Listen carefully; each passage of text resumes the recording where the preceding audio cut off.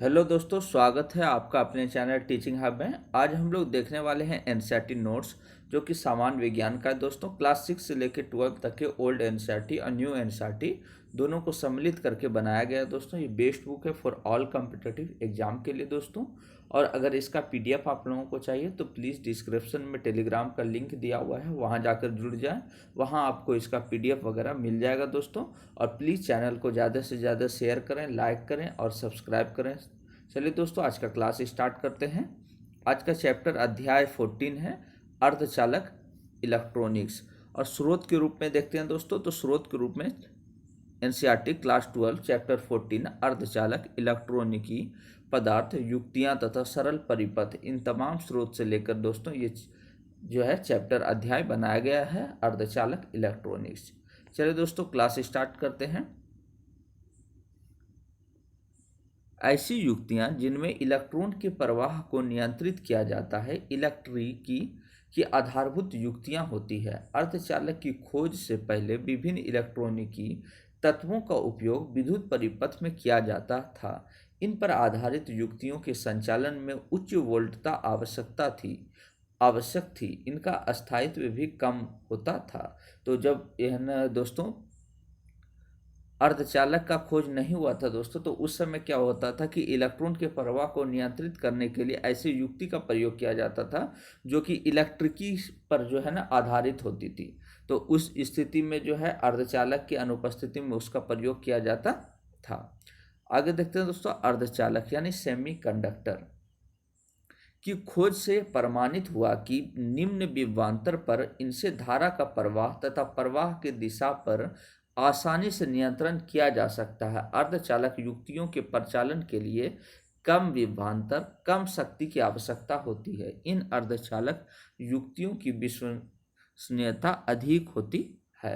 तो अर्धचालक में क्या खासियत है दोस्तों कि जब अर्धचालक की खोज की गई तो इसके खासियत के बारे में पता चला कि इसमें निम्न विभवांतर तथा धारा के प्रवाह का जो है ना दिशा होता है वो आसानी से नियंत्रित किया जा सकता था। किसमें दोस्तों? तो अर्धचालक में। और अर्धचालक युक्ति जो है वो कम विभवांतर के साथ कम शक्ति की भी आवश्यकता होती थी, इससे किसी भी करंट को प्रवाहित करने में।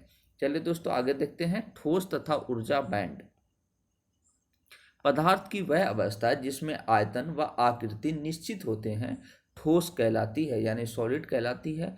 ठोसों के अभिलाक्षणिक गुण इसके अवयवी कणों के मध्य कार्यरत बलों की प्रकृति पर निर्भर करते हैं। यानी ठोसों के मध्य जो गुण होता है दोस्तों वो किस पर निर्भर करता है? तो उसके मध्य जो कार्यरत बल है उसकी प्रकृति पर निर्भर करता है दोस्तों कि कोई भी वस्तु कितनी ठोस होगी। किसी क्रिस्टल के भीतर प्रत्येक इलेक्ट्रॉन की अपनी अद्वितीय स्थिति होती है तथा किन्हीं दो इलेक्ट्रॉनों के चारों ओर के आवेशों का पैटर्न एक जैसा नहीं होता। यही कारण है कि प्रत्येक इलेक्ट्रॉन के ऊर्जा स्तर भिन्न भिन्न होते हैं। ये भिन्न ऊर्जा स्तर जिनमें ऊर्जा का संतत परिवर्तन होता रहता है ऊर्जा बैंडों यानी एनर्जी बैंड का निर्माण करते हैं।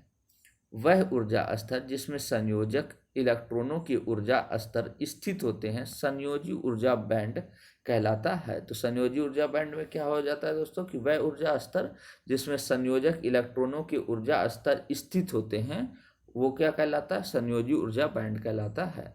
वह ऊर्जा बैंड जिसमें चालक इलेक्ट्रॉनों के ऊर्जा स्तर उपस्थिति होते हैं चालन ऊर्जा बैंड कहलाते हैं। तो यहाँ क्या हो रहा है दोस्तों कि संयोजक इलेक्ट्रॉनों की ऊर्जा स्तर स्थित होते हैं तो वो संयोजी ऊर्जा बैंड कहला रहे हैं, जबकि चालक इलेक्ट्रॉनों की ऊर्जा स्तर उपस्थिति होते हैं तो चालन ऊर्जा बैंड कहलाता है। आगे देखते हैं दोस्तों। वह न्यूनतम ऊर्जा जो इलेक्ट्रॉनों को संयोजी बैंड से चालन बैंड में स्थानांतरित करने के लिए आवश्यक होती है उसे बैंड ऊर्जा अंतराल यानी बैंड एनर्जी गैप कहलाता है। ऊर्जा बैंड के आधार पर ठोसों के प्रकार, ये मोस्ट इंपॉर्टेंट है दोस्तों, इसे देखना है। पहला है चालक, वे पदार्थ जिनमें विद्युत आवेश सुगमता से प्रवाहित होते हैं चालक यानी कंडक्टर कहलाता है। उदाहरण के लिए चांदी, तांबा, एल्युमिनियम आदि विद्युत के अच्छे चालक हैं। तो चालक क्या है दोस्तों कि जिनसे होकर विद्युत आवेश सुगमता से क्या हो जाए? प्रवाहित हो जाए।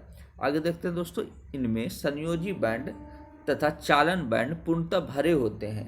यह चालन बैंड थोड़ा खाली होता है।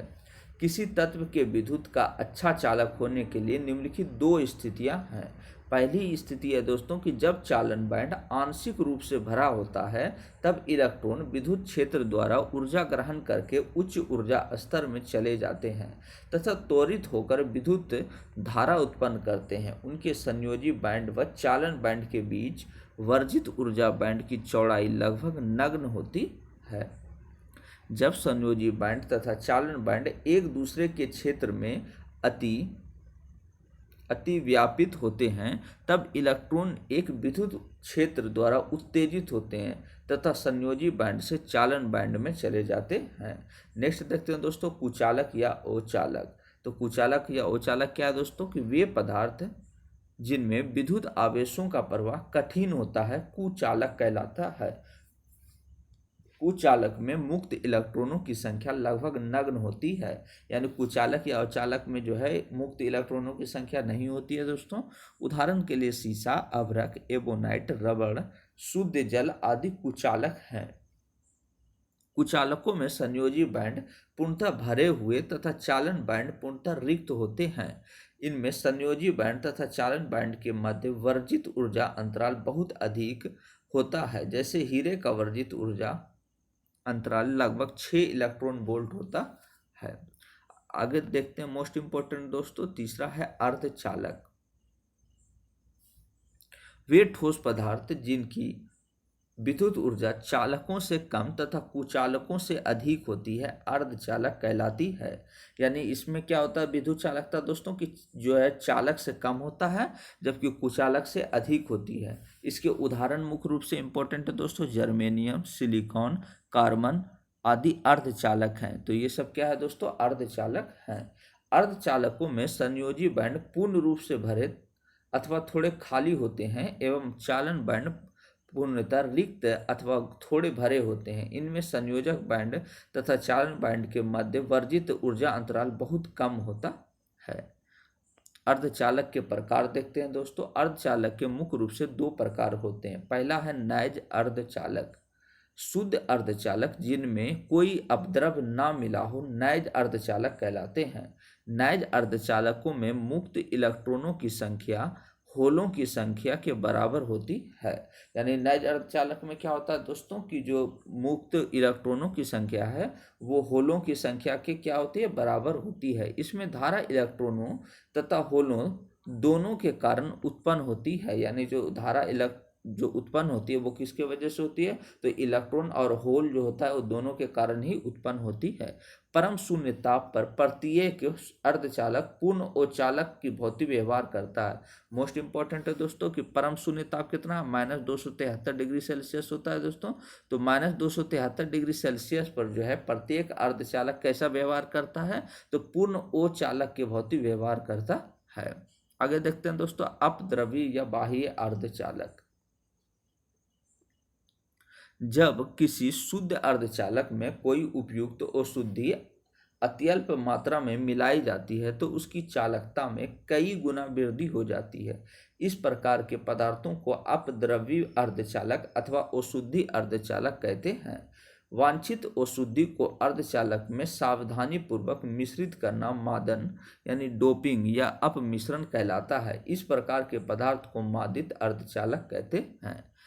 बाह्य अर्धचालक के प्रकार देखते हैं दोस्तों। मिश्रित अपद्रव्य के आधार पर बाह्य अर्धचालक को दो भागों में बांटा गया है। मोस्ट इंपॉर्टेंट दोस्तों, पहला है एन प्रकार के अर्धचालक यानी एन टाइप सेमीकंडक्टर। जिन अर्धचालकों की चालकता मुख्य रूप से इलेक्ट्रॉनों के कारण होती है उन्हें एन प्रकार का अर्धचालक कहते हैं। तो एन प्रकार के अर्धचालक क्या है दोस्तों कि जिस अर्धचालक की चालकता मुख्य रूप से किस पर निर्भर करती है, तो इलेक्ट्रॉन पर निर्भर करती है, उसे एन प्रकार का अर्धचालक कहा जाता है। शुद्ध अर्धचालकों में पंच संयोजी यानी संयोजकता 5, अपद्रव एन यानी इम्प्योरिटी जैसे एंटीमनी, फास्फोरस अथवा आर्सेनिक मिलाने पर एक अर्धचालक प्राप्त होता है। ये अशुद्धियां दाता कहलाती है। दूसरा है दोस्तों पी प्रकार के अर्धचालक।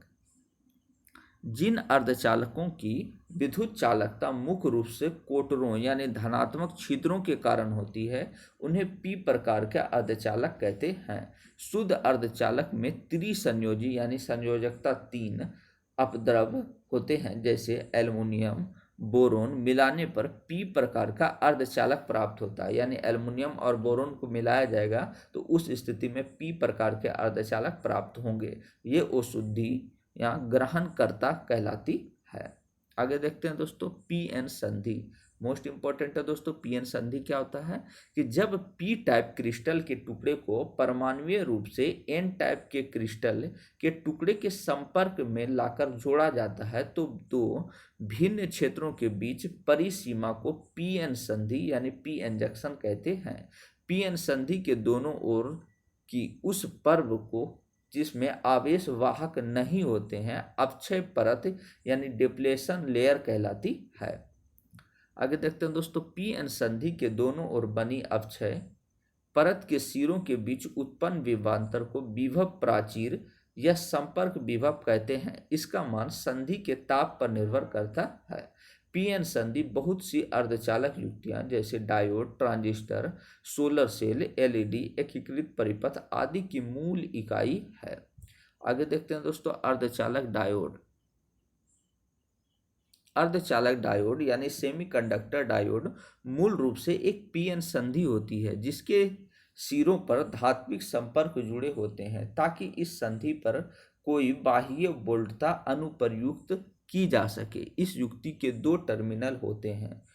जब डायोड का पी सिरा बैटरी के धनात्मक टर्मिनल से तथा एन सिरा बैटरी के ऋणात्मक टर्मिनल से जुड़ा होता है तो डायोड अग्रदिशिक बायसित यानी फॉरवर्ड बाइस्ड होता है। इसके विपरीत डायोड पश्च दिशिकी बायसित यानी बैकवर्ड बाइस्ड होता है।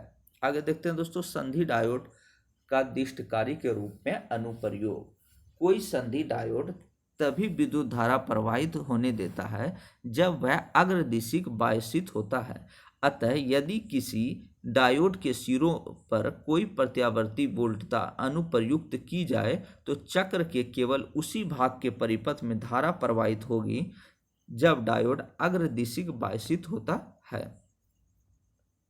आगे देखते हैं दोस्तों डायोड के इस गुण को उपयोग प्रत्यावर्ती वोल्टता का दिष्टकरण करने में किया जाता है तथा इस कार्य के लिए जिस परिपथ का उपयोग करते हैं उसे दिष्टकारी यानी रेक्टिफायर कहते हैं। इससे एसी को डीसी में परिवर्तित किया जाता है।